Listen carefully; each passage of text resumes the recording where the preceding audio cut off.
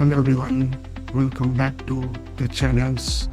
In today's video, we are going to learn OOPS concepts in Salesforce Apex in a very simple and easy way.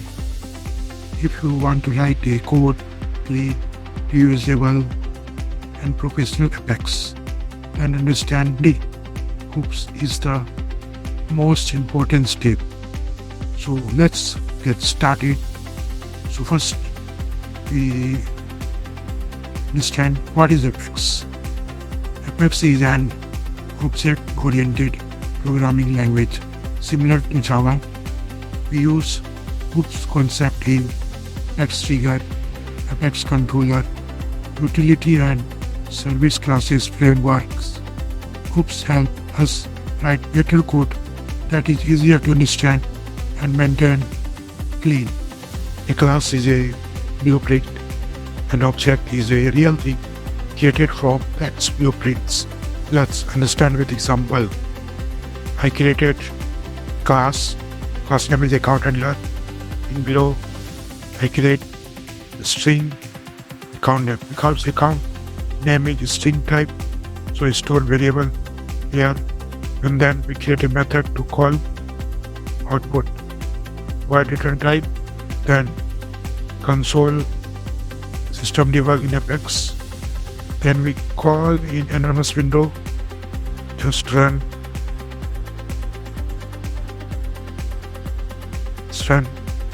debug log to see account name turn up cloud technology. And let's understand with another example. Here is the class I created a string type random data, then call a method name start. Here is the system debug, is a console debug in Apex class. I run in anonymous window, just I run, then we check in anonymous window debug log here, and we got car started. So in simple word, we understand class means blueprint, object created real things, access variable using objects, call methods, behavior or action. So in real example, a class is a map of house, an object is a house. Same example in different style. Class is a mobile, an object is a Samsung S24. It's company. Between class is a human, an object is a copies. Now let's understand what is the basic concept of OOPS. The answer is the four key concepts of OOPS are abstraction, encapsulation, inheritance, and polymorphism. Let's understand what my word encapsulation means: protecting data. We make variable private so that no one can see, directly change them. Then we create public getter and setter method to control how the data is updated. For example, the salary variable is private. Only a valid value can be set through the setter method. This means maintain data security and integrity. In simple word, data is locked through encapsulation, and key is the method to access. We do not directly access data. By method we control the data. So this means encapsulation means data hiding. Let's understand with example. Here's the class why we want to make is private because we do not want to change. So here is the private variable. Then we create setter method to update the value and write a condition. Salary must be greater than 0. And here is the getter method to see the value. Now test employee class in anonymous window. So here is this getting object with setter method. We set the value, and with getter method we get the value. And in debug log we get the value. That's confirmed encapsulation work perfectly. Now we next move in inheritance. Inheritance means one class can use the features of another class. This means a child class can extend a parent class using the extend keywords. This helps us reuse code instead of writing it again and again. So common logic like validation or logging can be shared across multiple handler classes using inheritance. Before we write the code, you must know one Apex rule. Before we write the code, you must know one Apex rule. To extend a class in Apex, your parent class must be virtual or abstract. If it is not virtual or abstract, Apex will throw this error. Not virtual and non-abstract type cannot be extended. Here is the parent class, and here is the method key, and here is the message of parent class. Now we move to child class. In child class, here is the method display, and in child class we extend parent class, so we get inherit parent class also in child class. Now let's test this in anonymous window. In debug log, now we get successfully. This proves that child class successfully inherited the method from the parent class. Now next move, we polymorphism. Polymorphism simply means one names many forms. In Apex, we achieve polymorphism in two ways. First one, method overloading, same method name with different parameters. Second one, method overriding. Child class keeps its own version of the parent methods. Now we move to overblending. So this is the class method hill, and there is the method name and same method name, and but different one depending on the inputs. So let's test in anonymous window. First one we go test 1 and test 2. We got result of it is at 30 and result of decimal at 61 points. So this is like a calculator. Same button, but depending on the inputs. Whatever you in the inputs, then you get this result. This is the power of overlanding. Now we move on the next overlanding. So here is the class called notification and method name send. It is the default message sending the notification. Now we move to the child class. So child class name is email notification extended from notification parent, and same method name voids its override, and if child creates rewrite its own version of message. So let's test in anonymous window. Control A and go to the next one. Shoot highlights. So in develop, we got the message, its parent's message default, and child creates its own version. So depending on its offset, this is the power of overriding in polymorphism. Abstraction means hiding the complex implementation details and exposing only the essential features. In simple words, we say that so only is necessary. Hide everything else. In Apex, abstraction is implemented using an abstract class. In an abstract class, some methods are completely empty. They have no body.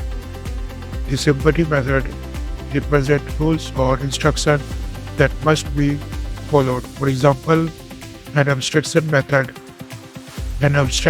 only defines what needs to be done. But now, how this will be done? And this is where the child class come in. The child class is responsible for providing the full implementations of this embody abstract method.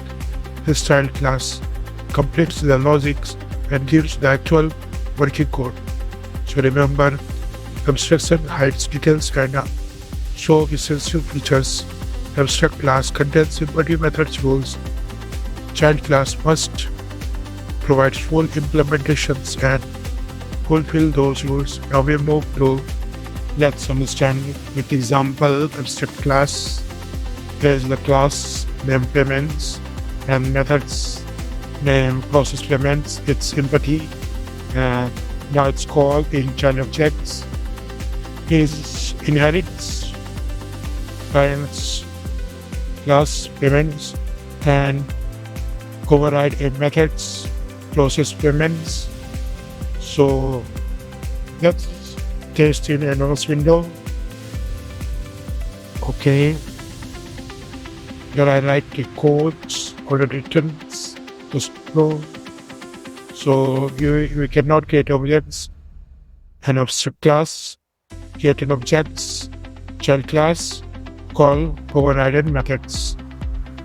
So let's run execute child lines. Wait and debug log.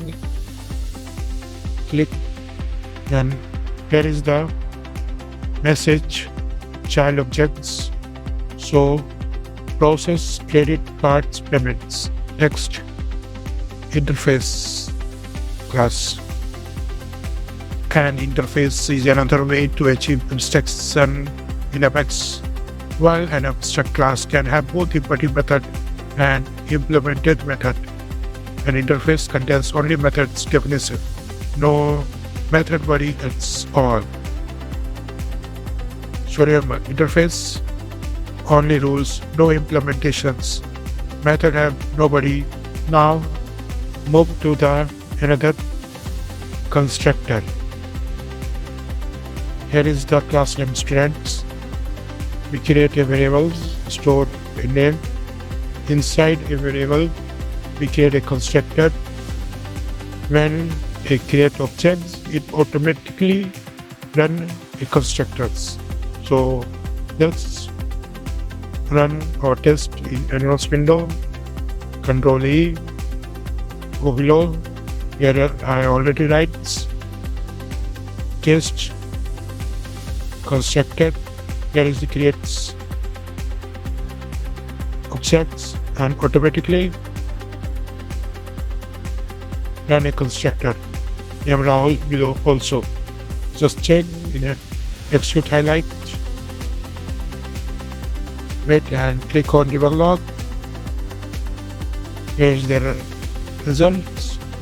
So when object is created, constructor automatically run there. Now move to the static variable. Example, here is the class is content. We create a static variables, name counts, and one method is increment. So let's run in sequentially. Control E. Here is the initial value of static. Run one method, second method, run again in cycle.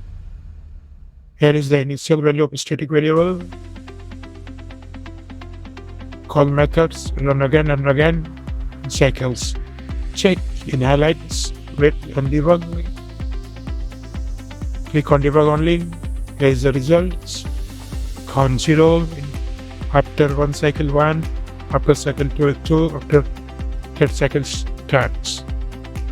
So static variables. Now understand constructor. In simple words, a constructor is a special method in a class. It is called automatically when an object is created. In the example, the student class has a constructor that's taken name. When we write the student as a new student's name, this constructor automatically sets the name and prints the student creates. So remember, constructor special methods runs automatically. Thus, when object is created, use a initialize data. Static means that a variable or methods belong to the class itself, not to any individual objects. This is very important. It's a variable is static, all objects share the same values. If a method is static, you can call it using a class name. So let's understand with the example. We create a static variables, name counts, and one method is increment. So let's run in sequentially. Control E. Here is the initial value of statics. Run one method. Call methods. Run again and again in cycles.